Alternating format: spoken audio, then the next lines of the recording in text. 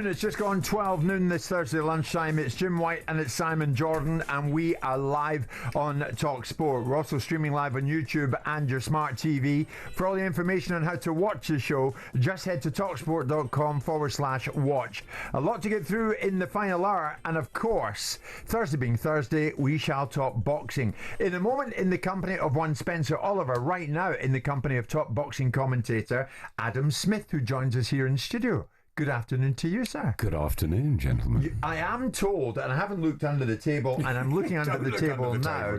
Adam Smith is proudly wearing shorts. I am. And the last time I saw legs like those, there was a message attached to them. But anyway, it's summer, and you're most welcome here. And where is Spencer Oliver, everybody is asking? Well, tomorrow night you can watch live boxing from Accra, Ghana, on the talkSPORT Boxing YouTube channel in what will be Amir Khan's first show as a promoter. And the card features Britain's O'Hara Davis and cousin of Amir, Abdul Khan, as well as a whole bunch of local talent. And Adam, Simon, we're going to head there now to the capital of Ghana, Accra, where we find one Spencer Oliver. Spencer, how are you? Yeah, gentlemen, I'm very well, and I am in a place where I should be wearing shorts. Sorry, Adam Smith, but yeah, very warm out here. We're in Accra, Ghana. We're on the Labadi Beach, and the hotel just behind me is where I first come to turn professional way back in 1994. So it's great to revisit this place, and we've got a fantastic show going on in Bookham Boxing Arena on Friday night. You can catch that live on talkSPORT from 7 p.m, but it's going to be, yes, it's a great show. O'Hara Davis is boxing on there, cousin of Amir Khan, Abdul Khan, and it's an Amir Khan promotion, the first promotion for him. We're catching up with him a little bit later on as well. Also Azuma Nelson, a guy that's, you know, known as the best African boxer of all time. So it's going to be a great event, and what a day we've got. Yeah, I was in Ghana years ago, Spencer, and I remember the guy they talk about all the time is Azuma Nelson. Boxing in Africa, Spence, is this a part of the world that's got huge untapped potential for the fight game? Absolutely, and I think this is a part of the world that's really going to open up, and I think Amir Khan has recognised that. He wants to get involved in it. I'm hearing rumours Anthony Joshua could be turning up as well. Azuma Nelson's heavily involved. He wants to, you know, put Ghana on the map, and if you look at the potential that they've got here, these kids that don't get opportunity, it is about opportunity for them right now. It gives them hope. I mean, you know, Accra, Ghana, there's a lot of poverty here, and all the kids want to fight. It's like a national sport here. You know, I come here way back in 1994, and you see the kids on the very beach that I'm sitting on now, running up and down the beach with sand tied in the bottom of their tracksuit bottoms. You know, they all aspire to be Azuma Nelson. It's going to be something magical there, and I think they're going to push for this part of the world now to open up to boxing. We get some good kids coming through. The undercard's brilliant on Friday as well. Absolutely brilliant. Adam, what a part of the world it is, and it's great that Accra, Ghana has been put in the map here by talkSPORT. It's absolutely fabulous. Azuma Nelson, of course, one of the legends of the sport, two-weight champion in some incredible fights. Mid-60s now, I think, Azuma. Ike Corte, I was saying to Simon just off air, one of my favourite fighters as well. Bazooka Corte, I remember his big matchup with Oscar De La Hoya. Yeah, Bookham Accra has produced so many great fighters over the years, and yeah, it's the energy and passion, and I think Africa is a big untapped nation. Absolutely. Azuma Nelson, Simon, you remember him? Of course, that's what I mentioned to the break. Of course, yeah, absolutely. Fabulous name in the world of boxing. Here's another. Spencer, Amir Khan, the promoter. Why and how? Well, I think that he was just having conversations, and you know, I think the promotion out here wanted him involved in that, and it just come around like that. I think he recognised the great opportunity that's here, you know, and I think that, you know, putting Africa on the map, especially Ghana, Accra, I think it's a big opportunity for them. And Amir Khan's a smart kid. He recognises that, and he saw a hole in the market, and he's jumped on it. He's capitalised on it, and I think that's, you know, I think it's a great thing to do. Spencer and Adam mentioned Anthony Joshua, and the talk is he might even show up. That would be good. Talking of AJ, Adam, how realistic do you see the timeline being put out by Eddie Hearn? I think it is realistic, and I think that, look, we want to see AJ back. He's had a couple of niggles this year. We need him back in action, and yeah, listen, if there's 2-3 fights left, whatever, we need to see him back first of all. I'd like to see him fight Deontay Wilder. That's the fight. I think that there's a little bit of mystery around it. Deontay's coming back, of course, gets that win, and I like to see that one. I mean, AJ Fury is obviously the fight that the casuals still want to see even this late, but Wilder probably from the timeline is next. But yeah, we're going to have him back by the end of the year, hopefully. 2-3 fights, then it would be over, Simon. That's the talk about Anthony Joshua. Yeah, I mean, I'm not hugely interested in seeing him in with Deontay Wilder, because I think Deontay Wilder is a shadow of himself. I think that's just an image fight. But I'm more interested in seeing him fight. The two fights that I think that are interesting to me is a rematch against Dubois and the Fury fight. Yeah.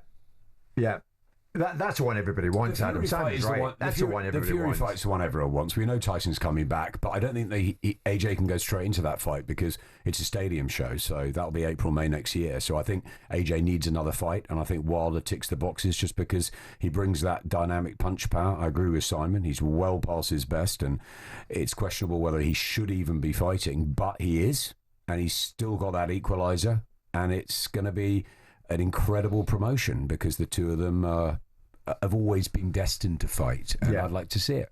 So, Spencer, over in Accra, Ghana, Joshua against Martin Bakole. There's been a lot of talk about that.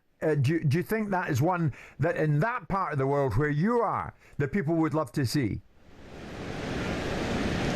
Absolutely, Joshua Martin Bakole over here would be a huge fight, you know, and I think that's the sort of plan. Maybe that's what the plan for Anthony Joshua. I know that he's shown a big interest in boxing in Africa. He's talked about 3 fights left in his career. I think you get Joshua Bakole, or the fight that I like, guys, that taps out to the wider audience, to the guys that dip their toe in and out of boxing from time to time, is Anthony Joshua Deontay Wilder. I mean, we all know where Wilder's at his career. You know, he's well past his sell-by date, but it's still a huge fight for the fight fans, and I think that it's a fight that would sell, and guess what? It could sell over here. Spencer, give us a timeline. When did you arrive, and how have you been interacting with the Ghanaians? Because I found that part of the world, A, wonderful, captivating, and B, the welcome you get is one of warmth and genuine friendship. It really is, Jim. You know, the culture here is absolutely beautiful. We've been welcomed so much. It's been incredible. Everyone can't do enough for us. We arrived 2 days ago, actually, 21 hours late. Let me just tell you, because we went to the check-in. The visas hadn't arrived, but Ed Huntley, our boxing editor, he had already put his bag through. The bag had gone through, so it was gone. That bag went on a plane. We missed that plane. Had to go via Morocco, and then from Morocco to Ghana. But we had a 5-hour stop at each stop, so yeah, it was a tough time getting here, but we made it, and boy am I glad we did, because like I say, they've opened their arms here for us and they can't do enough, and that Bookham Arena is going to be absolutely packed and heaving in there on Friday night. They can't wait for this. Spencer, I mean, from Vegas to Saudi, here in the UK, do you think that Africa can really become a mainstay for the fight game? I really do, Jim, because I think that Sharaf, the president's son, and the president are invested in boxing. They recognise what it's doing. Saudi really opened all this up, really, because they showed that it's a great way to get tourism, you know, to get the audience out there, and I think that's what they're planning on doing. That's exactly what they want to do. The president is heavily invested in this, and the president's son. They are the backers behind all this, and they want to do it bigger. They want to do it better. They want to grow and put these huge fights on. You talk about Anthony Joshua, you talk about Deontay Wilder. They want those fights right here, and it is a possibility. Sounds like it. Spencer, for the moment, thanks very much. I mean, Simon, would you think, it's a realistic thought that Africa could be part of the fight map? Well, yes and no. I mean, ultimately, the infrastructure and the finances have to be available to be able to make it a worldwide opportunity. I mean, it's gained traction because the Saudis spoke about it and opening up that continent and suggesting, I mean, it's ironic that Martin Bakole's never actually fought in Africa. He's fought everywhere else but Africa. And he's the standout African fighter in terms of people's association. Yes. Yeah, I mean, look, I mean, it's interesting. Africa has long been a place where I think we should have had more from. You go back to the Rumble in the Jungle. You remember when Lennox Lewis was knocked out in South Africa by Hasim Rahman? You know, there's so much potential over there. And yeah, the Saudis were talking about it, and I think that it'll be interesting to see if they can get some traction. Whether, you know, Amir, I think is carving out a life for himself still within boxing, I think is a good thing. He's still a big name, and I think if he can attract fighters over there on the back of it, I think if they get AJ there ringside and AJ even fights there at some point in the next 12 months, yeah, let's see what happens with Africa. Yeah.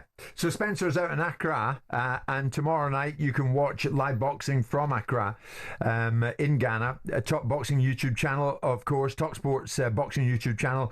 It will be Amir Khan's first show as a promoter, and the card features Britain's O'Hara Davis and cousin of Amir, Abdul Khan. It's called The Battle of the Beasts, and it brings you 10 fights. Unmissable stuff. Adam Smith in studio with Simon and myself. More from us after this. We're live in talkSPORT with Selco. It's where the trade goes.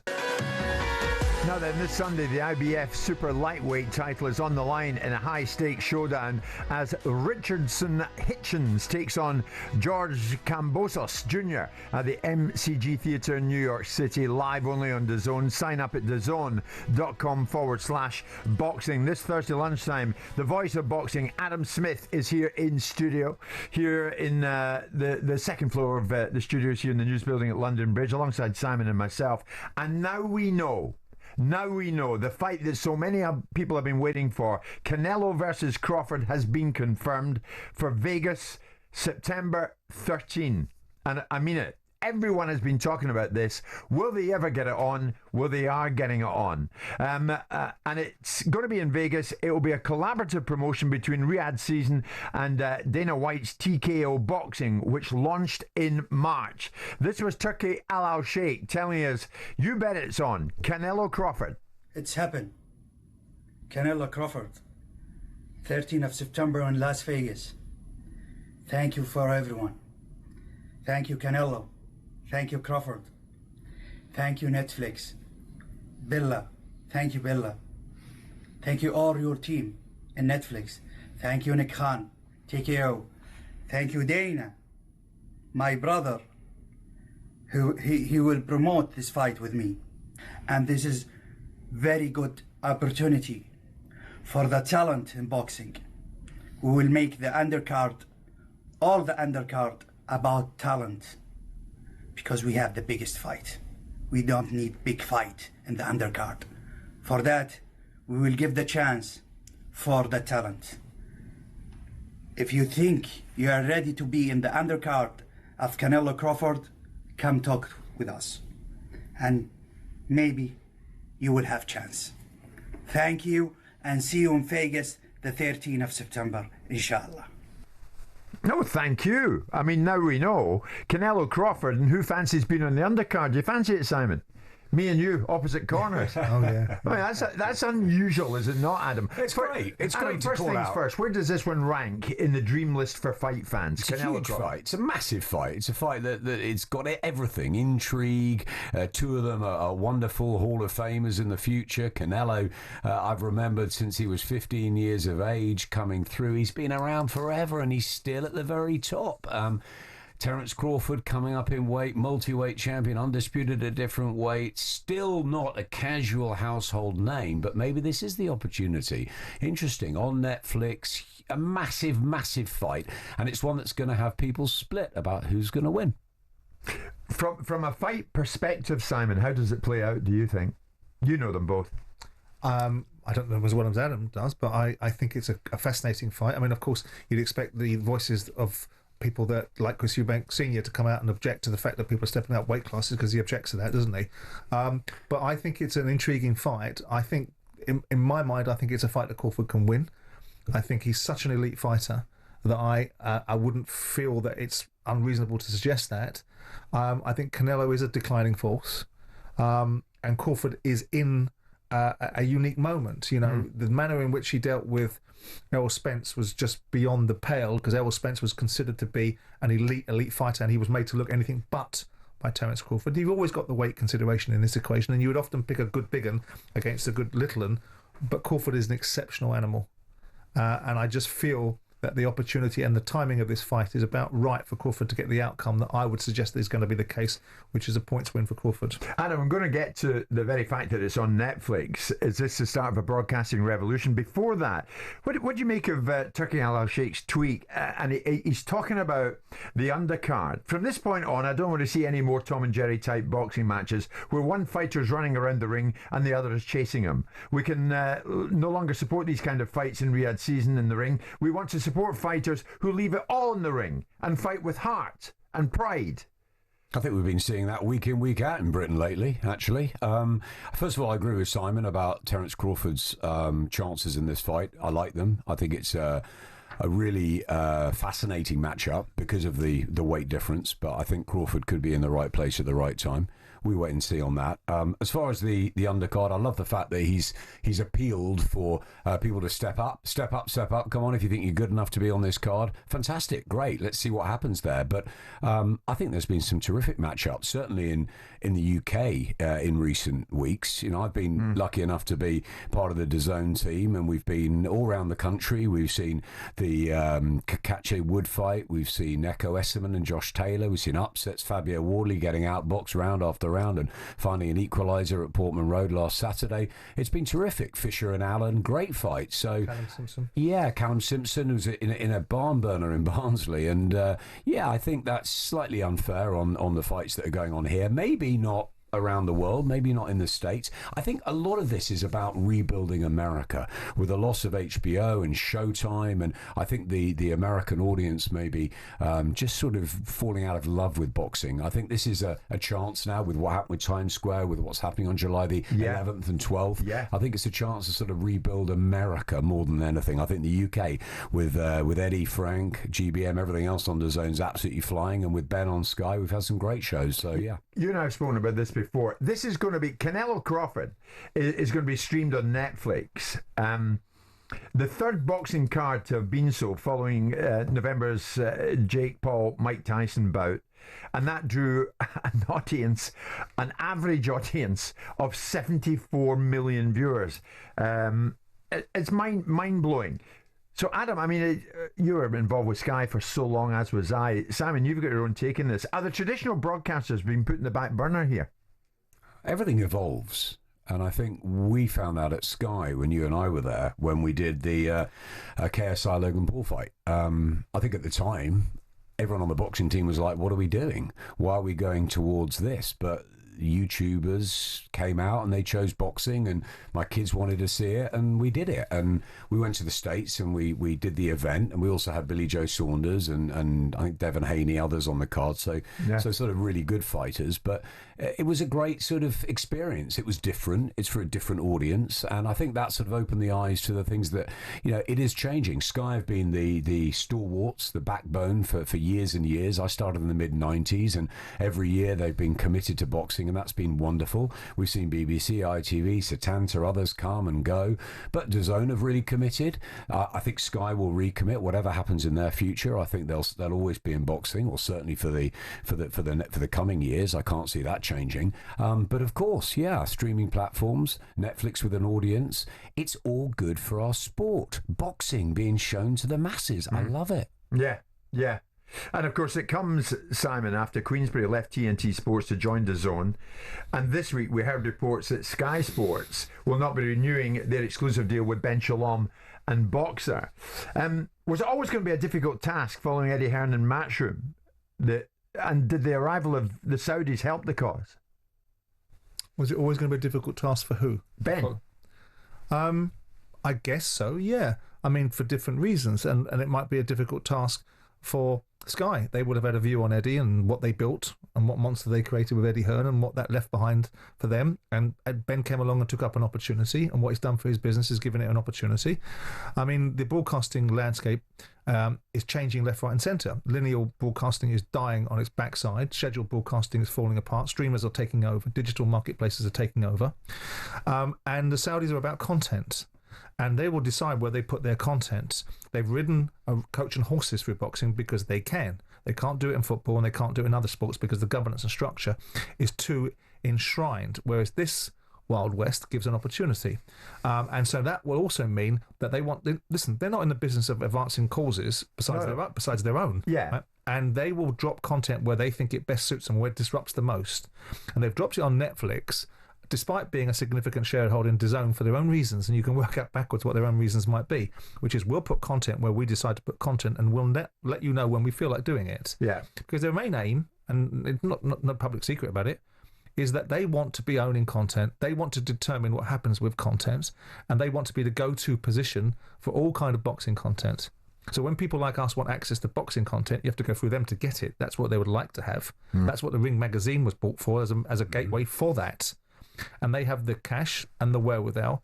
No one's talking about human rights in Saudi anymore. No one's talking about the situations they're talking about. Look at the Saudi involvement in boxing. Look at the Saudi involvement in golf. Look what they're doing on the sporting landscape. Yeah. All of these are part of an overall puzzle being put together to create the outcomes they want. And they've chosen our sport, but they've chosen a sport that has long been the Wild West. Correct. So can they do it or can they not? They're certainly giving it a right old go, aren't they? And They sure are.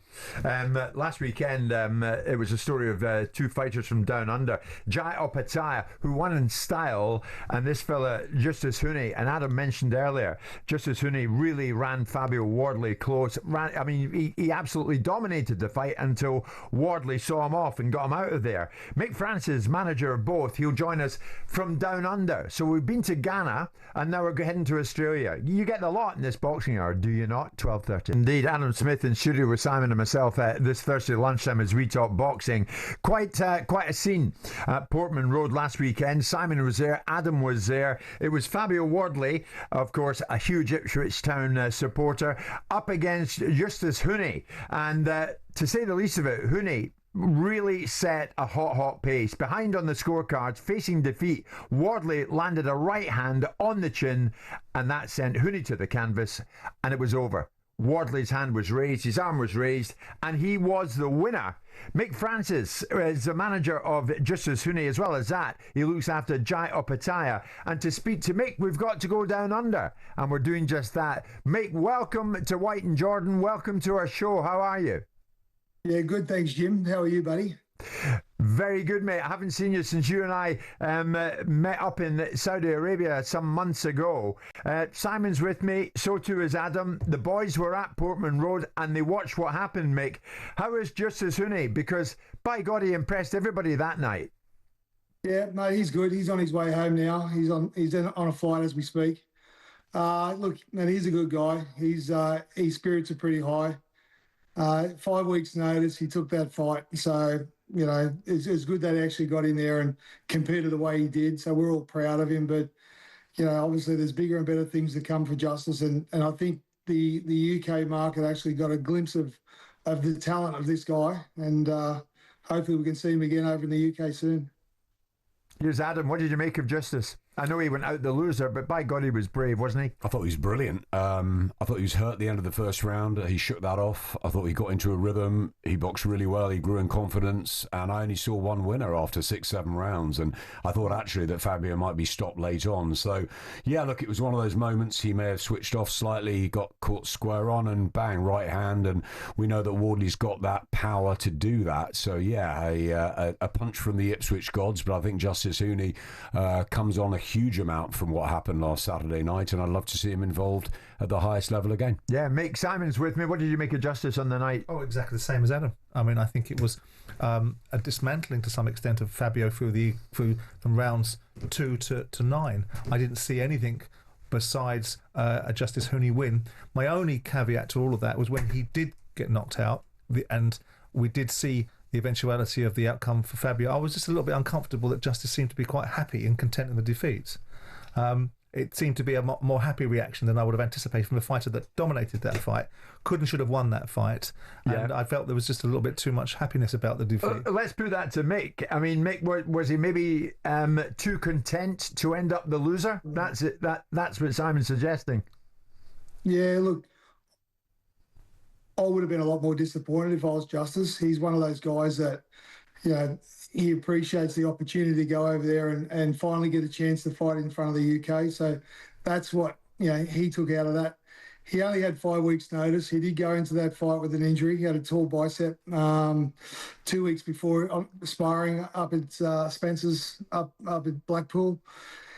So he had a little tear in his injury on his bicep. He never did any more sparring for 2 weeks out. He was nearly going to pull out of that particular fight, but he pushed on because he knew the opportunity to fight in front of the UK crowd and build his profile was more than the prize money. I think he was relieved to get through the fight.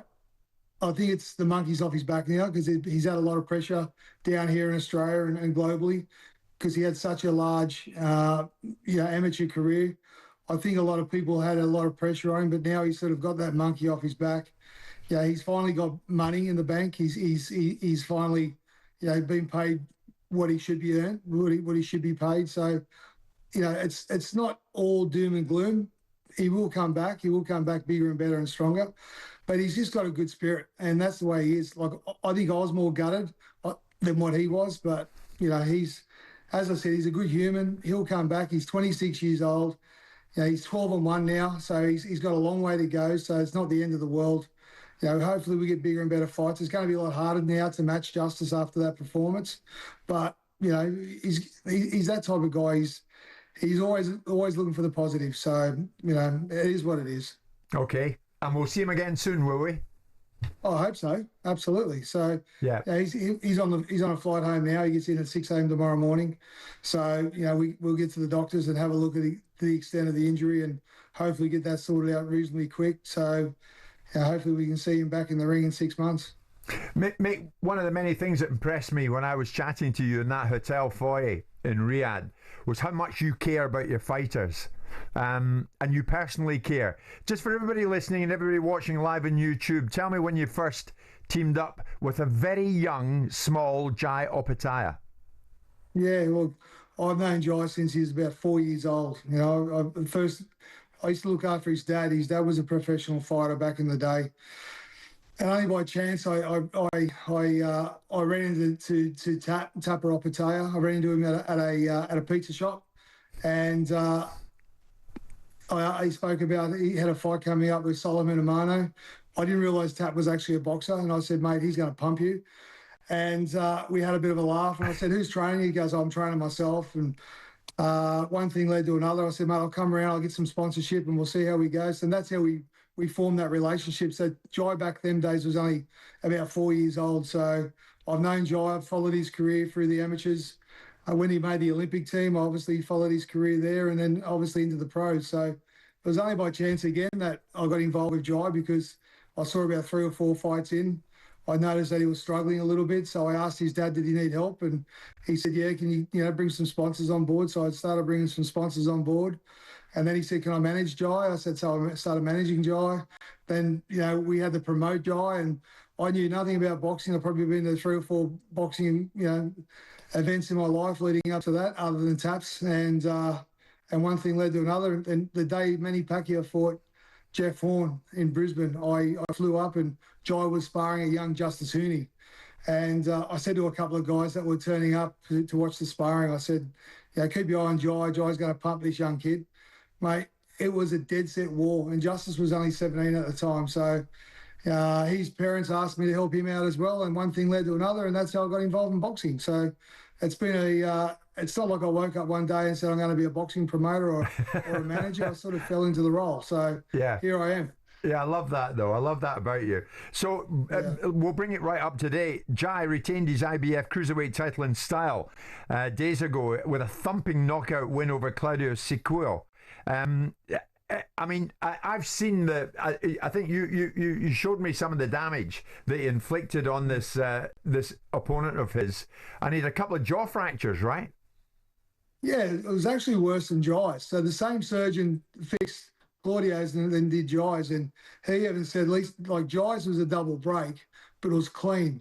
Where Claudio's is it's actually smashed, shattered the bone here, and it's gone through, and it's cut him down there. It's broken down there as well. So it's actually a lot worse. But I was with Claudio today, so we put him up into a hotel, and he's probably going to go back on Saturday now. But he was there eating, talking. Like, mate, he is one tough man. So credit to him. And he stayed back on his own. His teammate went back to Italy, and no one speaks Italian, so we got him out here trying to do our best, of my Italian, so which isn't too flash. But we've got him out here. He's a tough kid, and he wants to come back and do a bit of sparring with Jai in the future, he asked. So what? I'm amazed at that. He's a brave guy. What is he, a sucker for punishment? He's mad. Well, when we were with the doctor and he was telling Claudio the extent of the damage, the only question that he asked was, when can he do boxing again? And we just thought, mate, you're off your head. Good grief. Jai Opetaia has become more lethal with each passing fight, hasn't he? He has.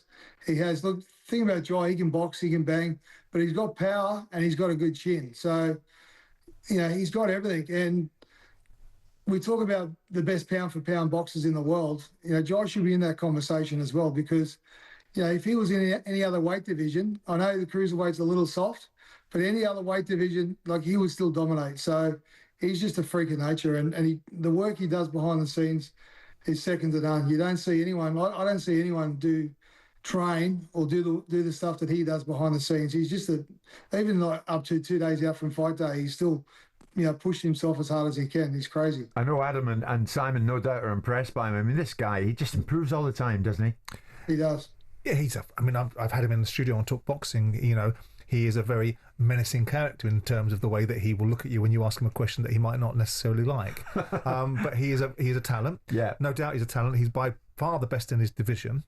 I see the opposition he's being paired against. Case of, does he translate in the heavyweights? I agree with Mick. I thought that was a fabulous interview, by the way. Isn't he great?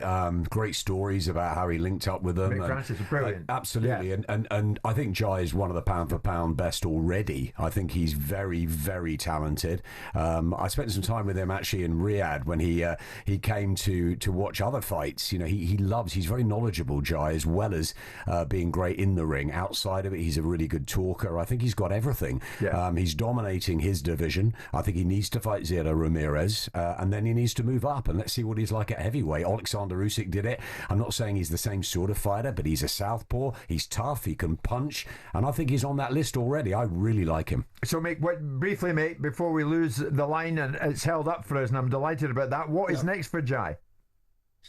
Well, I did say after he fought the other day, we want to go over to the US and sit ringside for Ramirez's fight, and hopefully get a little bit of traction over there with the US media as well.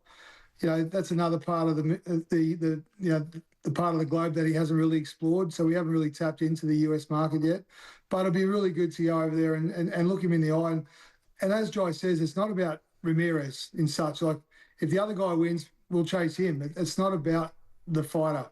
It's about the belts. And that's what Jai's all about, his legacy. And he's never said he wants X amount of dollars, he wants this, he wants that. He's never, ever said that. It's always been about the legacy, the belts. He wants that WBO belts, the main one.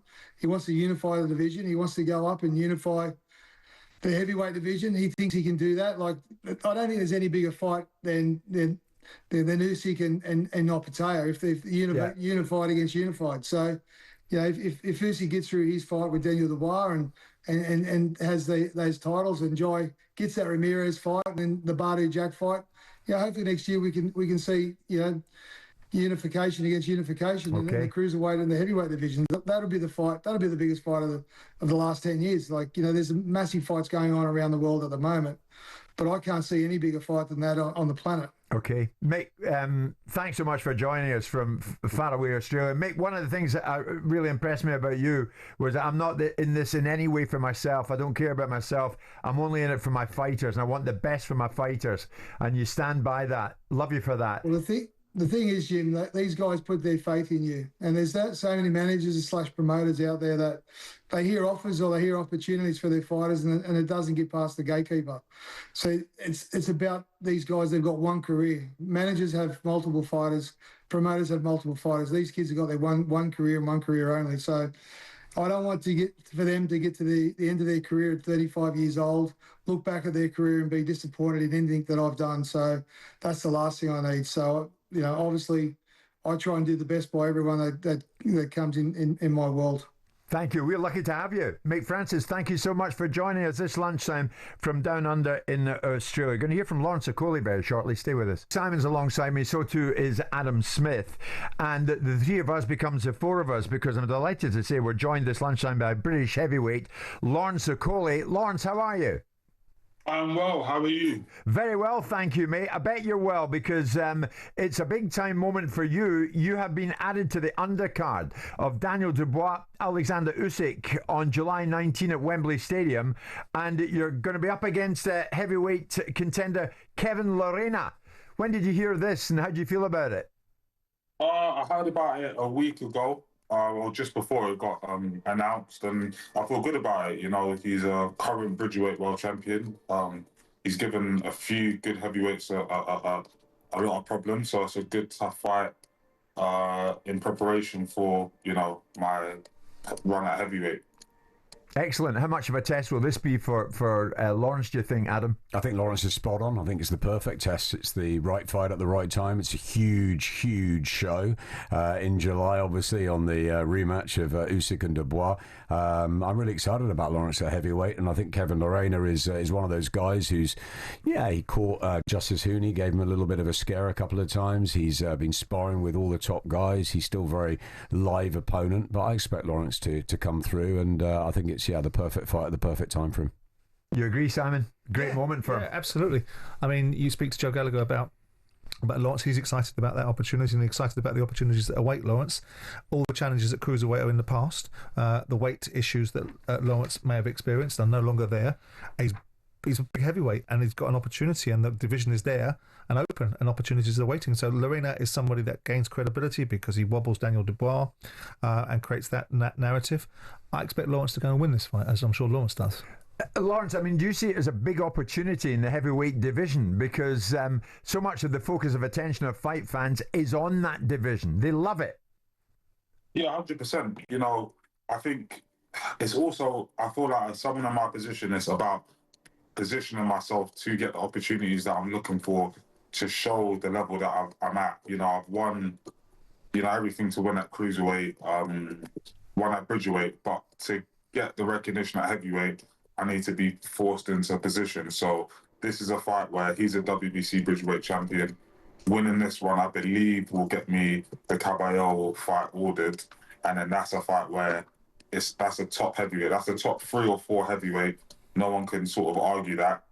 And if I am who I say I am and who I believe I am, I'm going to go in and win that fight. And then when I come back here, we'll be having discussions about heavyweight world titles. So the opportunity is all there in front of me. I'm at that age now and stage where it's like, well, hey, the opportunity's here. If you're good enough, you're going to win and you're going to look good doing it. If you're not, you're going to be forgotten. So it's up to me to go and do my job. So if you beat this guy Lerena, this would look like a very quick rise for you in the heavyweight division, which is exactly what you want. Yeah, 100%. You know, I feel like it's so behind the scenes, the work that I put in over the last decade is paying dividends. You know, I've been a world champion. I've been in world title fights every year since 2020. So behind the scenes, the governing bodies, I'm well positioned, I'm this, that, and other. However, we're in a new chapter. So it's like, I need to prove myself at heavyweight against the best opportunities. And unfortunately for me, but you have to understand as well, this is the real world. I can't just kick the door and say, I want to box him or him or him. I have to take the necessary steps. So this is a good step. It is a dangerous opponent, but you know, I expect to win. And then, as I said, I'm looking for the most direct approach, which is Caballero. But yeah, we'll cross one bridge at a time. Lawrence, nice one. Thanks for joining us. You love that approach, Adam. So do you, Simon. I could see the two of you nodding in agreement. Because Caballero is a fight. I mean, ask Mahmoud, ask Frank Sanchez, and ask Zheli Zhang.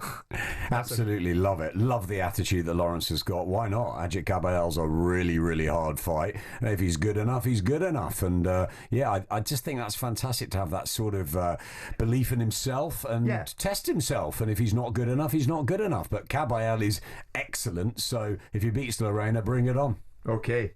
Bring it on next time, because that is for us today, Mr. Jordan. I shall see you very soon. Adam, wearing his shorts that nobody can see, even live on YouTube, is back off out to his position that he was holding on the beach. And we are bowling up to 1 o'clock. Thanks for listening today. It is Jim White and Simon Jordan signing off after another wonderful trek around the world of boxing. It's 1 o'clock. On AM, on DAB, via the talkSPORT app and on your smart speaker. talkSPORT.